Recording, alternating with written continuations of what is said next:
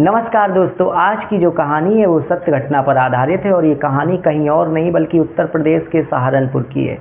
दोस्तों, उत्तर प्रदेश के सहारनपुर में रहने वाली एक लड़की जिसका नाम रागनी था, पढ़ने लिखने में बहुत होशियार थी और उसका सपना था कि वो डॉक्टर बनना चाहती थी। लेकिन हम आपको पुरानी कहानियों में सुनाते रहे कि जो भी व्यक्ति कुछ बड़ा करना चाहता है, अपने परिवार से हटकर कुछ करना चाहता है, गरीब बैकग्राउंड से निकल कर के ऊंचे बैकग्राउंड में जाना चाहता है, तो उसके सामने समस्याएं बहुत आती हैं। तो ऐसे ही वो समस्या उस रागिनी के साथ आई। खास तौर पर जो लड़कियां होती हैं उनको इस समस्या का सामना आम तौर पर करना ही पड़ता है। जिस तरीके का भी हमारा समाज है, उस तरीके के समाज में इस तरीके की घटनाएं आम बात हैं। तो अगर कोई लड़की आगे पढ़ना चाहती है तो उसके माता पिता उसको पढ़ाने में प्राथमिकता न दे करके उसकी शादी में प्राथमिकता देते हैं। तो वही कहानी रागिनी की थी। रागिनी के भी माता पिता ये चाहते थे कि इसकी शादी हो जाए, इसके बाद इसको जो करना है अपना करे जा करके। तो लेकिन रागिनी ने अपने माता पिता से कहा कि नहीं भाई, मैं तो डॉक्टर बनना चाहती हूँ और फिर आप मेरी शादी कर दोगे तो फिर मेरा ये सपना अधूरा रह जाएगा। उसके माता पिता ने समझाया कि नहीं नहीं, सपना अधूरा नहीं रह जाएगा, तुम अपने ससुराल में जाकर भी इसको आगे कंटिन्यू कर सकती हो और मैं तुम्हारे लिए ऐसा लड़का ढूंढूंगा जहाँ पर तुम्हें किसी तरीके की कोई दिक्कत नहीं होगी। तो अपने माता पिता के फैसले को उसने स्वीकार कर लिया। उसके माता पिता ने उसी सहारनपुर में एक लड़का देखा और उस लड़के के पास बहुत सारी प्रॉपर्टी थी और वो लड़का घर में अकेला था। उनके सास ससुर से बात करी तो उनके सास ससुर से कहा कि भाई मेरी बेटी है, पढ़ने लिखने में बहुत होशियार है और डॉक्टरी की पढ़ाई करना चाहती है, आगे चल कर के डॉक्टर बनना चाहती है, तो आप उसे पढ़ाइएगा। तो उन्होंने कहा कि नहीं नहीं, आप बिल्कुल निश्चिंत रहिए, अगर वो पढ़ना चाहती है तो हम उसको पढ़ने के लिए अलग से समय देंगे, उसकी सारी सुविधाएं करेंगे, उसके साथ जो भी हमसे बनेगा हम करेंगे, आप निश्चिंत रहिए। तो जब उन्होंने ऐसा किया तो आकर के बताया कि भाई आज तुम्हारे लिए लड़का देखा गया था। लड़का वास्तव में देखने में सुंदर था, पैसे वाला था, किसी प्रकार की कोई समस्या नहीं थी, घर में अकेला था। लड़की को भी उसके सास ससुर ने कह दिया कि वो पढ़ाई जारी कर सकती है। तो दोस्तों, बड़े धूमधाम से उस लड़की की शादी करा दी गई उस लड़के के साथ। उस लड़के का नाम सोहन था और सोहन और रागिनी आपस में एक दूसरे से विवाह के बंधन में बंध गए। दोस्तों, थोड़े दिन बाद तो कुछ भी नहीं हुआ, लेकिन थोड़े दिन बाद पता चला कि रागिनी को पता चला कि ये जो सोहन है, इस सोहन में कुछ बुरी आदतें भी हैं। हालांकि ये व्यक्ति तो अच्छा है, लेकिन बुरी आदतों के बस में होकर के ये व्यक्ति धीरे धीरे बुरा होता चला जा रहा है। इस व्यक्ति के अंदर शराब की लत है, ये शराब भी पीता है और कभी कभी रात में शराब पी करके भी आता है। जो उसके मुंह से बदबू आती है वो ये इस बात की तरफ स्पष्ट इशारा करती है कि ये व्यक्ति आज दारू पी करके आया है। तो उसकी पत्नी रागिनी ने समझाया कि भाई आपके अंदर ये सब आदतें भी हैं, आप इतने अच्छे इंसान हैं, लेकिन आपकी ये जो शराब पीने की जो लत है ये तो हमारा जीवन और आपका जीवन, दोनों का जीवन को समाप्त कर देगी। तो दोस्तों, सोहन को समझाने का बहुत प्रयास किया गया रागिनी के द्वारा, लेकिन सोहन के एक भी बात समझ में ना आई। अब वो शराब पी लेता तो घर में ही नहीं आता और कई कई दिन वो घर से बाहर रहता। इसी बीच जो रागिनी थी वो प्रेग्नेंट हो जाती है और वो जो उसका पति है सोहन, उसके आचरण में कोई सुधार नहीं होता। उसने अंतिम बार अपने पति को समझाने का प्रयास किया कि देखिए अब भी कुछ भी नहीं हुआ, अभी भी समय है, आप सुधर जाइए। लेकिन दोस्तों, कहते हैं कि जब व्यक्ति का समय अच्छा होता है तो उसे किसी की समझाई हुई बात असर नहीं करती है। वो धीरे धीरे अपने पुण्यों का भोग करता है और जब तक उसे बात समझ में आती है तब तक बहुत देर हो चुकी होती है। फिर उसके पास कुछ भी नहीं बचता है और सिर्फ उसके पास बचता है उसकी विनाश का ही रास्ता। आपने सुना भी होगा कि आपत्ति काले मर्यादा नास्ते, आपत्ति का विनाश काले विपरीत बुद्धि, इस तरीके के सेंटेंस आपने सुने होंगे। तो जब व्यक्ति के विनाश का समय आता तो उसकी बुद्धि भी विपरीत हो जाती है, उसको फिर सुधारने का कोई मौका या कोई भी कितना भी समझा ले वो व्यक्ति सुधरता नहीं है। वही हालत उसके पति की थी, वो सुधरने को तैयार नहीं था। अब वो कई कई दिनों तक घर ही नहीं आता, दारू के नशे में बाहर पड़ा रहता।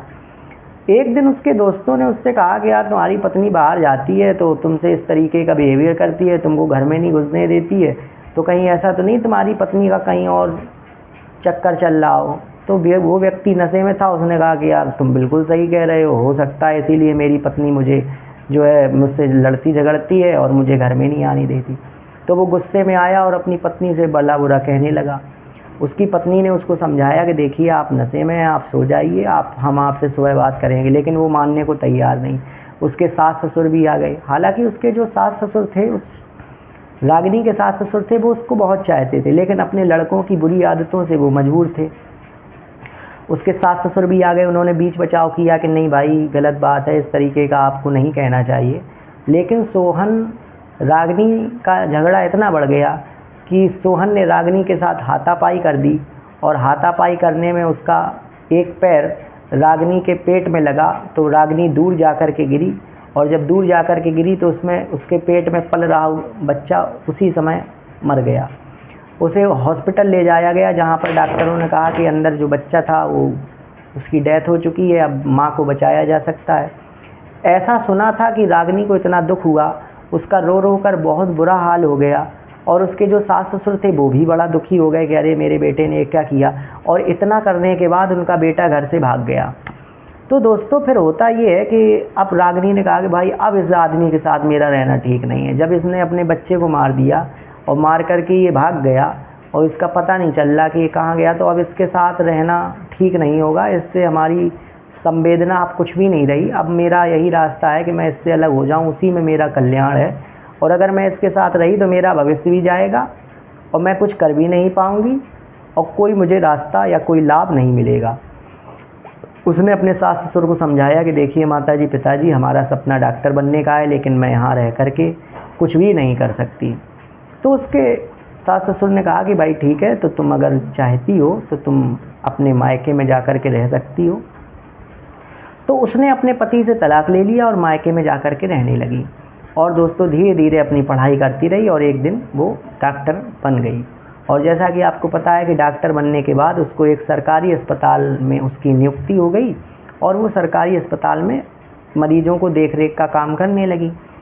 थोड़े दिन बाद क्या हुआ कि एक मरीज को वो देखने के लिए अस्पताल में गई, तो वहाँ पर कुछ मरीज गन्ने का जूस पी रहे थे और उस गन्ने की जूस की बड़ी तारीफ़ कर रहे थे कि गन्ने का जूस बहुत अच्छा है, ऐसा जूस हमने आज तक कहीं पिया नहीं है। दोस्तों जब उस डॉक्टर ने, जो रागिनी थी जो डॉक्टर बन चुकी थी, जब उसने ये देखा कि अरे ऐसा कौन सा जूस है जो ये लोग इतनी तारीफ़ कर रहे हैं, तो उसने अपने कर्मचारी से कहा कि ये जिस जूस की बात कर रहे हैं उस जूस को लेकर के आओ। उस कर्मचारी ने कहा कि हाँ मैडम जी, ये अभी अभी कुछ दिनों से हमारे अस्पताल के बाहर एक व्यक्ति है जो गन्ने के जूस का ठेला लगाता है, और उसका जूस इतना फेमस है कि आसपास के इलाके में ऐसा जूस मिलता ही नहीं है। आप भी अगर उसे एक बार पिएंगी तो आप भी उसकी प्रशंसा किए बिना नहीं रह सकेंगी।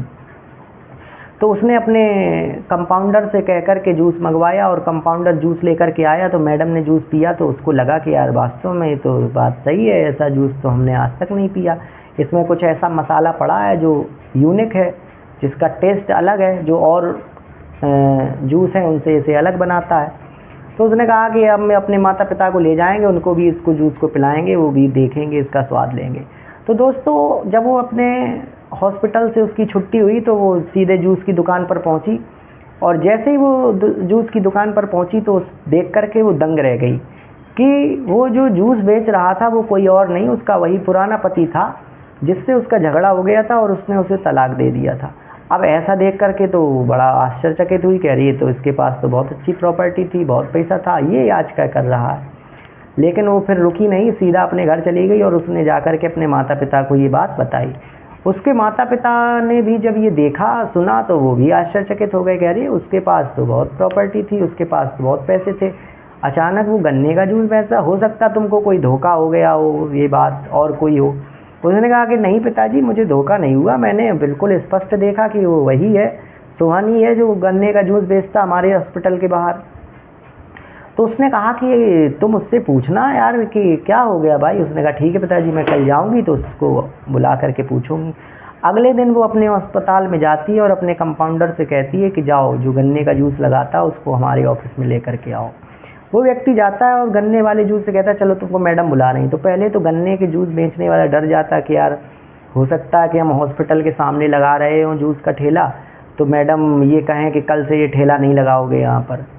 तो वो डरते डरते गया, लेकिन जैसे ही वो डरते डरते गया अंदर ऑफिस में पहुंचा तो जैसे ही उसने सामने खड़ी हुई रागिनी को देखा तो अचानक से चौंक गया और शर्म से उसका सिर नीचा हो गया, वो कुछ बोल ना सका।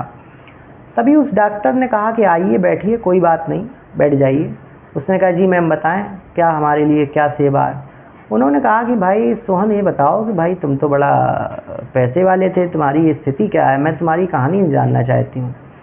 तो उसने कहा कि देखो ऐसा है कि जब हम लोग उस समय अलग हो गए थे आपसे, तो फिर मैंने जो शराब पीना था वो बढ़ा दिया, शराब पीने की मात्रा बढ़ा दी। अच्छा, मेरे माता पिता का कुछ समय बाद देहांत हो गया, क्योंकि और कोई परिवार में था नहीं। जब मेरे माता पिता ने मेरी इन हरकतों को देखा तो धीरे धीरे उनके जो प्राण थे वो जल्दी निकल गए, वो सदमा ना झेल सके और दोनों की मृत्यु हो गई। अब मैं घर में अकेला था, तो मैंने धीरे धीरे प्रॉपर्टी बेच करके शराब पीना शुरू कर दिया। और जब प्रॉपर्टी ख़त्म हो गई तो घर में अंतिम चीज़ तक जो थी वो सब मैंने बेच दी और शराब पी करके मैं उसमें बर्बाद कर दिया।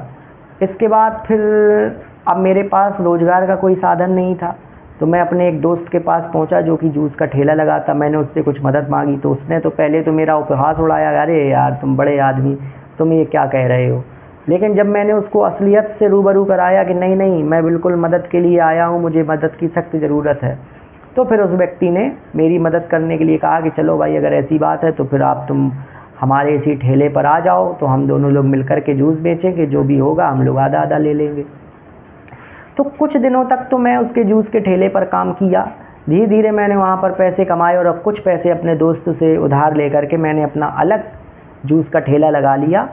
और मैंने कहा कि अगर मुझे फेमस होना है तो मुझे कुछ ऐसा जूस बनाना पड़ेगा जिससे कि मेरे जूस का स्वाद अन्य जूसों के स्वाद से अलग हो। तो उसके लिए मैंने एक मसाला तैयार किया। अब ये मसाला मैं इस जूस में डालता हूँ तो ये मेरा मसाला जो है ये अन्य जूसों से इसे अलग बनाता है। तो इस तरीके से अब मैं अपना जूस बेच करके जीवन यापन करता हूँ। और जो नशे की लत थी वो मेरी छूट गई है, क्योंकि मैं बर्बाद हो गया था और मुझे अपनी गलती का पश्चाताप हो गया है। तो उसकी पूर्व पत्नी ने कहा कि ठीक है भाई, कोई बात नहीं, और ठीक है। उसने कहा कि ठीक है मैडम, अब हमारे दुकान में बहुत भीड़ भाड़ है, अब हम चलते हैं, फिर आपसे मिलेंगे। कि ठीक है, ऐसा कह कर के वो चला गया। मैडम ने कहा कि चलो एक काम करो, अपना नंबर देते जाओ, तुमसे फुर्सत में बात करूँगी। तो वो अपना नंबर दे करके चला गया। इसके बाद उन दोनों में फ़ोन में आपस में बातचीत होने लगी। उसने अपने घर में जा कर के बताया कि पिताजी, वो जो आपको हमने कल घटना के बारे में बताया था जूस बेचने की, तो वो जूस बेचने वाला वो सोहन ही है और वो अब सुधर गया है, उसने शराब वराब पीना भी बंद कर दिया है। तो उसने कहा कि बेटी, अगर तुम अभी भी उसके साथ रहना चाहती हो तो रह सकती हो, अगर तुम्हें ऐसा लगता है कि वो सुधर गया है। तो उसने कहा कि ठीक है पिताजी, मैं देखती हूँ, अगर जब मुझे पूरी तरीके से विश्वास हो जाएगा कि ये व्यक्ति अब मेरे साथ रहने लायक है तो ही मैं रहूँगी, नहीं तो मैं नहीं रहूँगी। तो धीरे धीरे मेरी बातचीत का सिलसिला जारी रहता है। तो वो लोग अपने आपस में फ़ोन में बातचीत करते हैं, कभी हंसते हैं तो कभी बातों को याद करते हैं। एक दिन सोहन उससे कहता है कि क्यों रागनी, एक काम करो, क्या अब हम लोग साथ में नहीं रह सकते, क्या हम लोग फ़ोन पे बातें करते हैं, हम लोगों के विचार भी एक दूसरे से मिल रहे हैं, क्यों ना वो हम लोग साथ में ही रहने लगें। तो रागनी तो इस बात का इंतज़ार कर ही रही थी, और जैसे ही उसने इस बात को कहा तो रागनी हंसी खुशी तैयार हो गई कि ठीक है भाई, अब जो हुआ सो हुआ, अब तुम भी सुधर गए हो और मेरा भी सपना पूरा हो गया है, और मुझे उम्मीद है कि आगे से तुम उस तरीके की हरकत नहीं करोगे जिस तरीके से तुमने मेरे साथ पूर्व में किया है, और मैं तुम्हारी बातों से सहमत हूँ। चलो हम लोग मिलकर के एक नया घर बसाते हैं, क्यों हम लोग यहाँ जो है अलग अलग रह रहे हैं, मैंने भी शादी नहीं की, तुमने भी शादी नहीं की, और अब शादी करने का कोई मतलब नहीं है, जो बची हुई ज़िंदगी है यूँ ही साथ गुजार लेते हैं। ऐसा कहकर के वो दोनों एक साथ फिर आ गए और अपना जीवन जीने लगे। दोस्तों, आपको हमारी कहानी कैसी लगी कमेंट बॉक्स में ज़रूर बताएं। दिल की गहराइयों से आपका बहुत बहुत धन्यवाद। हम आपको यूं ही रोज़ कोई ना कोई कहानी सुनाते रहते हैं, इसलिए हमारा हौसला अफजाई करने के लिए आप हमारे चैनल को सब्सक्राइब कर लें। आपका बहुत